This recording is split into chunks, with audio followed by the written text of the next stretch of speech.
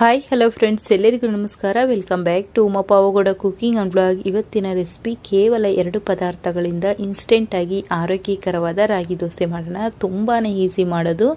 ಬನ್ನಿ ಯಾವ ರೀತಿ ಮಾಡೋದಂತ ನೋಡೋಣ. ಅದಕ್ಕೂ ಮುನ್ನ red colour subscribe button click ಮಾಡಿ, ಆನಂತರ ಪಕ್ಕದಲ್ಲೇ ಇರುವ ಬೆಲ್ ಬಟನ್ ಕ್ಲಿಕ್ ಮಾಡಿದ್ರೆ ನಾನು ಮಾಡುವ ಪ್ರತಿ ವಿಡಿಯೋ ನೋಟಿಫಿಕೇಶನ್ ನಿಮಗೆ ಬರುತ್ತೆ. ರಾಗಿ ದೋಸೆ ಮಾಡೋದಕ್ಕೆ ಫಸ್ಟ್ ಒಂದು ಅಗಲವಾಗಿರೋ ಪಾತ್ರೆ ತಗೊಳ್ಳೋಣ. ಆ ಪಾತ್ರೆಗೆ ಈ ಕಪ್ಪಲ್ಲಿ 1 ಕಪ್ ಆಗೋಷ್ಟು ರಾಗಿ ಹಿಟ್ಟು ಹಾಕೊಳ್ತಾ ಇದ್ದೀನಿ. ಮಾಮೂಲಿ ಮುದ್ದೆ ಮಾಡ್ತೀವಲ್ವಾ ಆ ರಾಗಿ ಹಿಟ್ಟು. 1 ಕಪ್ ರಾಗಿ ಹಿಟ್ಟಿಗೆ ಅರ್ಧ ಕಪ್ಗಿನ ಸ್ವಲ್ಪ ಕಡಿಮೆ ಚಿರೋಟಿ ರವೆ ಹಾಕೊಳ್ತಾ ಇದ್ದೀನಿ. ಚಿರೋಟಿ ರವೆ ಇಲ್ಲ ಅಂದ್ರೆ ಅಕ್ಕಿ ಹಿಟ್ಟು ಬೇಕಾದ್ರೂ ಬಳಸಬಹುದು.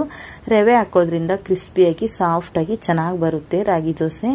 ಈಗ ರುಚಿಗೆ ತಕ್ಕಷ್ಟು ಉಪ್ಪು ಹಾಕೊಂಡು ಸ್ವಲ್ಪನೇ ನೀರು ಹಾಕೊಂಡು ಮಿಕ್ಸ್ ಮಾಡ್ಕೋಬೇಕು. ನೋಡಿ, ಈ ರೀತಿ ಸ್ವಲ್ಪನೇ ನೀರು ಹಾಕೊಂಡು ಚೆನ್ನಾಗೆಲ್ಲ ಮಿಕ್ಸ್ ಮಾಡ್ಕೋಬೇಕು, ಗಂಟಿಲ್ದೆ ರೀತಿ.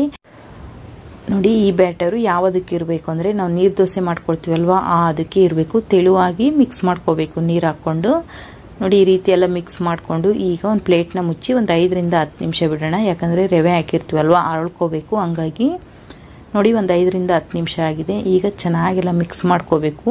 ಹಿಟ್ಟೆಲ್ಲ ಕೆಳಗಡೆ ಹೋಗಿ ಕುತ್ಕೊಂಡಿರುತ್ತೆ, ಹಂಗಾಗಿ ಚೆನ್ನಾಗೆಲ್ಲ ಮಿಕ್ಸ್ ಮಾಡ್ಕೋಬೇಕು. ನೋಡಿ, ಈ ರೀತಿ ಮಿಕ್ಸ್ ಮಾಡ್ಕೊಂಡು ಈಗ ದೋಸೆ ಹಾಕೊಳ್ಳೋಣ. ಸ್ಟವ್ ಮೇಲೆ ಒಂದು ಹೆಂಚು ಇಟ್ಕೊಂಡಿನಿ, ಅದಕ್ಕೆ ಸ್ವಲ್ಪ ಎಣ್ಣೆನ ಹಚ್ಕೊಂಡ್ಬಿಟ್ಟು ಈಗ ದೋಸೆ ಹಾಕೊಳ್ಳೋಣ. ನೋಡಿ, ಈ ರೀತಿ ಎಲ್ಲ ಹಾಕೊಂಡು ಅಕ್ಕಿ ಹಿಟ್ಟಿನ ದೋಸೆ ಆದ್ರೆ ಪಟಾಪಟ್ ಅಂತ ನಿಮಿಷಗಳಲ್ಲಿ ಮಾಡ್ಕೋಬಹುದು. ಆದ್ರೆ ಇದು ಸ್ವಲ್ಪ ಟೈಮ್ ತಗೊಳುತ್ತೆ. ಅಕ್ಕಿ ಹಿಟ್ಟಿನ ದೋಸೆ ತರ ನಾವು ಬೇಗ ಮಾಡ್ಕೊಳಕ್ ಹೋದ್ರೆ ಬರಲ್ಲ, ಕಚ್ಕೊಳ್ಳುತ್ತೆ, ಪಿಚ ಅನ್ನುತ್ತೆ, ತಿನ್ನೋಕ್ ಚೆನ್ನಾಗಿರಲ್ಲ, ಟೇಸ್ಟ್ ಬರೋದಿಲ್ಲ. ಹಂಗಾಗಿ ಇದನ್ನ ಒಂದು 3 ನಿಮಿಷಗಳ ಕಾಲ ಚೆನ್ನಾಗಿ ಬೇಯಿಸ್ಕೋಬೇಕು, ಕ್ರಿಸ್ಪಿ ಆಗೋವರೆಗೂ. ಒಂದು ಪ್ಲೇಟ್ನ ಮುಚ್ಚಿಬಿಟ್ಟು ನೋಡಿ, ಒಂದು 3 ನಿಮಿಷ ಆಗಿದೆ. ಈಗ ದೋಸೆನ ತಿರುವಾಕೊಳ್ಳೋಣ. ಈ ರೀತಿ ಬೇಯಿಸ್ಕೋಬೇಕು. ಇದನ್ನು ಅಷ್ಟೇ ಒಂದ್ 2 ನಿಮಿಷಗಳ ಕಾಲ ಬೇಯಿಸ್ಕೋಬೇಕು. ತುಂಬಾನೇ ಒಳ್ಳೇದು ಆರೋಗ್ಯಕ್ಕೆ, ಮತ್ತೆ ಅಷ್ಟೇ ರುಚಿಯಾಗಿರುತ್ತೆ. ಅಕ್ಕಿ ಹಿಟ್ಟಿನ ದೋಸೆನೆ ಮರಿತೀರಾ, ಅಷ್ಟು ಚೆನ್ನಾಗಿರುತ್ತೆ ರಾಗಿ ದೋಸೆ. ನೋಡಿ, ರಾಗಿ ದೋಸೆ ರೆಡಿ ಆಗಿದೆ. ಡಯಟ್ ಮಾಡೋರ್ಗಂತೂ ಒಂದು ಒಳ್ಳೆ ರೆಸಿಪಿನೇ ಅಂತಾನೆ ಹೇಳ್ಬೋದು. ನೋಡಿ, ಇನ್ನೊಂದು ದೋಸೆನೂ ಅದೇ ತರ ಮಾಡ್ಕೊಳ್ಳೋಣ. ಹೆಂಚಿಗೆ ಸ್ವಲ್ಪ ಎಣ್ಣೆನ ಹಚ್ಕೊಂಡ್ಬಿಟ್ಟು ದೋಸೆನ ಹಾಕೊಳ್ಳೋಣ. ಮುದ್ದೆ ಮಾಡಕ್ ಬೇಜಾರ, ಯಾರು ಮಾಡ್ತಾರಪ್ಪ, ತಿನ್ನೋಕ್ ಇಷ್ಟ ಇದ್ರು ಮಾಡೋದಕ್ಕೆ ಬೇಜಾರಾಗುತ್ತೆ ಒಂದೊಂದು ಟೈಮ್ ಮುದ್ದೆನ. ಆ ಟೈಮಲ್ಲಿ ಈ ತರ ದೋಸೆ ಮಾಡ್ಕೊಂಡು ತಿನ್ನಿ, ಡೈಲಿ ಮಾಡಬೇಕು ಅನ್ಸುತ್ತೆ, ಅಷ್ಟು ರುಚಿಯಾಗಿರುತ್ತೆ. ಚಟ್ನಿ ಜೊತೆ ಅಂತೂ ತುಂಬಾನೇ ಚೆನ್ನಾಗಿರುತ್ತೆ.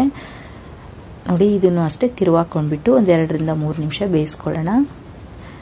ಈ ತರ ಕ್ರಿಸ್ಪಿಯಾಗಿ ಸಾಫ್ಟ್ ಆಗಿರ್ಬೇಕು. ನಾವು ಹಿಂದಿಂದೇನೆ ತಕ್ಕೊಳಕ್ ಹೋದ್ರೆ ರಾಗಿ ದೋಸೆ ಕಚ್ಕೊಳ್ಳುತ್ತೆ, ಪಿಚ ಅನ್ನುತ್ತೆ, ಚೆನ್ನಾಗಿರಲ್ಲ, ಸ್ವಲ್ಪ ಟೈಮ್ ತಗೊಳುತ್ತೆ ಇದು.